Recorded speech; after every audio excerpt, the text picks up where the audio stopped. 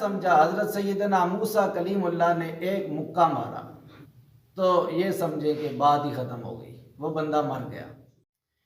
بے وقوف دوست سے عقل مند دشمن اچھا ہے۔ سارے بازار والے گواہی لے کے چلے گئے کہ تمہارے بندے کو مارنے والے موسیٰ کلیم اللہ ہیں۔ اب جہاں ان سرداروں کی میٹنگ ہوئی، ان کے اندر ایک ایسا شخص بھی تھا جو حضرت سیدنا موسیٰ کلیم اللہ پہ ایمان لے آیا تھا۔ تو مفسرین نے لکھا کہ اللہ نے ایک فرشتہ مقرر کر دیا جو سیدنا موسیٰ کلیم اللہ کو مدین تک لے گیا۔ دم عارف نسیم صبح دم ہے، اسی سے ریشہ مانا میں نم ہے، اگر کوئی شعیب آئے میسر، شبانی سے کلیمی 2 قدم ہے۔ اور حضرت شعیب علیہ السلام کی صحبت انہیں نصیب ہوئی، بس اسی صحبت اور فیض نے حضرت سیدنا موسیٰ کو کلیم اللہ بنا دیا۔ اب حضرت سیدنا موسیٰ کلیم اللہ 30 سال کی جب عمر کو پہنچے تو آپ کا ایک خاصہ تھا کہ آپ ظلم برداشت نہ کرتے تھے۔ ایک دن نکلے شام کو تو ایک فرعونی جو فرعون کے ساتھ زیادہ رہتا تھا وہ ظلم کر رہا تھا بنی اسرائیل والے ایک شخص پہ، اور اسے مجبور کر رہا تھا کہ میرا یہ بوجھ اٹھا کے میرے گھر تک پہنچا دو۔ حضرت سیدنا موسیٰ کلیم اللہ انہوں نے اس کو کہا کہ تم یہ ظلم کیوں کر رہے ہو؟ ظلم نہ کرو، یہ تمہارا اپنا مال ہے، خود اٹھا کے لے کے جاؤ۔ لیکن بعض لوگوں کی طبیعت ہوتی ہے نا، انہیں بات سمجھ نہیں آتی۔ حضرت سیدنا موسیٰ کلیم اللہ نے اسے بار بار سمجھایا لیکن نہ سمجھا۔ لیکن جب نہ سمجھا، حضرت سیدنا موسیٰ کلیم اللہ نے ایک مکہ مارا۔ اب ایک مکہ جب حضرت سیدنا موسیٰ کلیم اللہ نے مارا تو یہ سمجھے کہ بات ہی ختم ہو گئی، وہ بندہ مر گیا۔ اب دیکھا تو صرف اس اسرائیل والے شخص نے تھا جس پہ ظلم ہو رہا تھا کہ حضرت سیدنا موسیٰ کلیم اللہ نے اس کو مکہ مارا ہے تو یہ مر گیا ہے۔ اب دوسرے دن وہی جس کی مدد کی تھی حضرت سیدنا موسیٰ کلیم اللہ نے، اس کو پھر ایک بازار میں دیکھا، وہ پھر ایک شخص کے ساتھ جھگڑا کر رہا تھا۔ آپ نے نا اس کے ساتھ جلالت کی نگاہ سے دیکھا۔ حضرت سیدنا موسیٰ کلیم اللہ نے کہا لگتا یہ ہے کہ تم خود جھگڑالو ہو، تم نے روزانہ ایک جھگڑا بنایا ہوتا ہے۔ تو اب نا وہ ڈر گیا کہ کل حضرت سیدنا موسیٰ کلیم اللہ نے اس فرعون کے ساتھی کو مکہ مارا تھا تو وہ مر گیا، آج مجھے غصے سے دیکھ رہے ہیں، ایسا نہ ہو مجھے مکہ مارے تو میں بھی نہ رہوں۔ اب جب ڈر گیا تو زور زور سے کہنے لگا، وہ کہتے ہیں نا کہ بے وقوف دوست سے عقل مند دشمن اچھا ہے۔ کم از کم دشمنی تو عقل مندی سے کرتا ہے، لیکن دوست اگر بے وقوف ہو تو کہیں نہ کہیں سے ذلیل یا خراب کروا دیتا ہے۔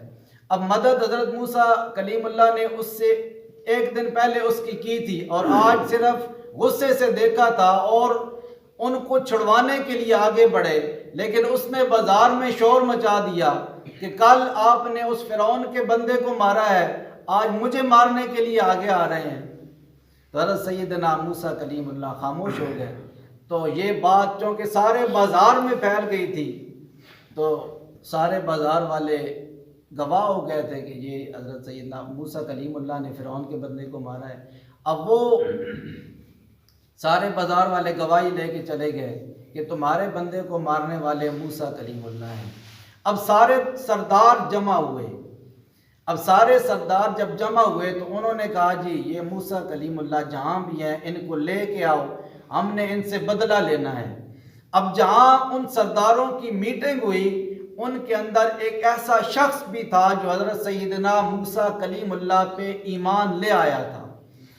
وہ اسی مجلس سے نکلا اور دوڑا حضرت سیدنا موسیٰ کلیم اللہ کے پاس، کہنے لگا کہ آپ کے کو شہید کرنے کی سازشیں ہو رہی ہیں، بہتر یہ ہے کہ آپ یہاں سے چلے جائیں۔ تو حضرت سیدنا موسیٰ کلیم اللہ نے پھر وہاں سے مدین کی طرف سفر کیا۔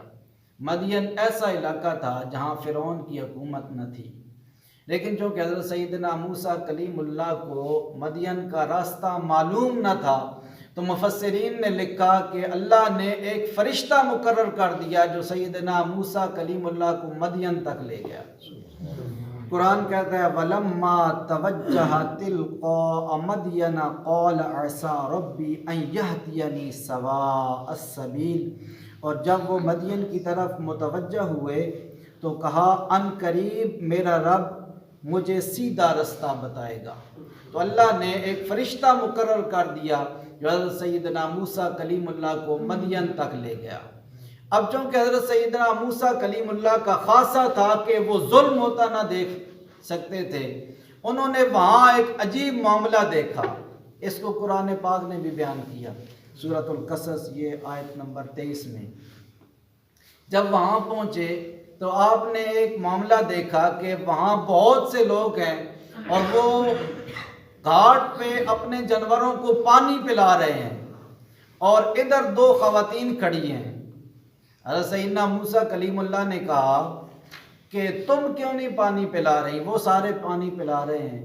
تو یہ خواتین کہنے لگی کہ بات یہ ہے کہ ہمارا بھائی ہے کوئی نہیں، اور باپ ہمارا بوڑھا ہے، اور بات یہ ہے کہ ہم پردہ دار خواتین بھی ہیں، آگے جا بھی نہیں سکتی، سارے مرد آگے ہیں، جب یہ اپنے جانوروں کو پلا لیں گے اس کے بعد ہماری باری آئے گی۔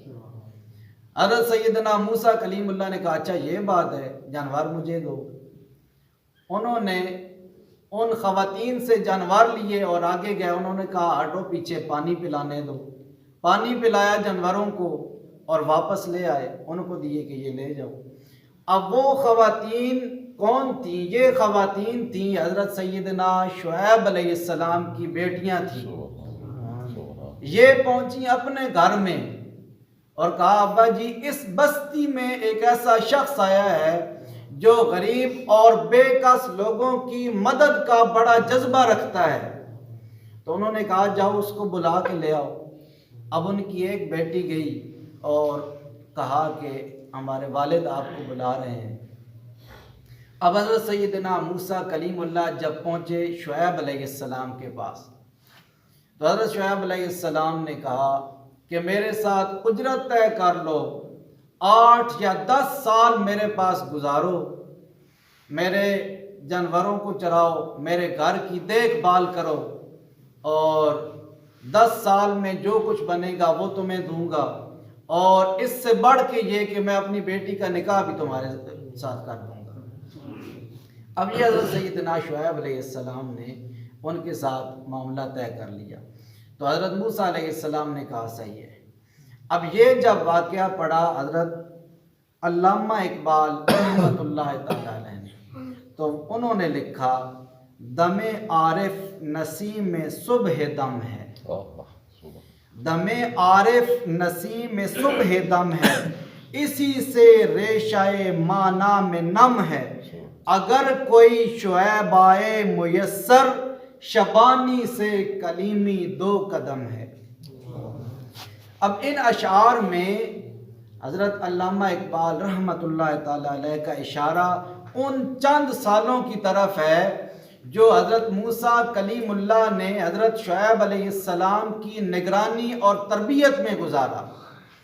اور حضرت علامہ نے بتایا کہ اگر کوئی نیک بزرگ مل جائے، اگر کوئی نیک ہستی مل جائے تو اس کے اگر آپ خدمت کریں گے، اس کی خدمت میں آپ وقت گزاریں گے تو اس سے انسان کی روحانی تربیت ہوتی ہے اور انسان کے اندر پاکیزگی آ جاتی ہے، اور اس سے بڑھ کے یہ انسان کچھ بھی نہ ہو، بلکہ اگر آپ کو تھوڑا اور آسان کر کے سمجھاؤں